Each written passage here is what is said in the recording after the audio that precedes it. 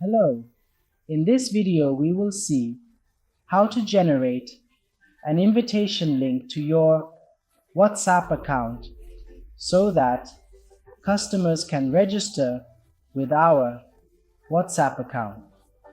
This will allow us to increase new customers and create much larger contact lists for promotional sends.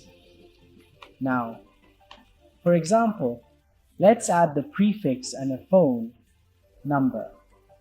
Let's create a personalized message like, "Hello, I would like to subscribe to receive information."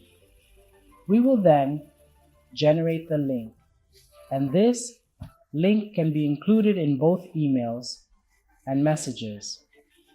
This is because, as we will see now, this link will allow us to go to the chat and subscribe to the relevant account, thereby structuring an initial chat to add new contacts to the contact list.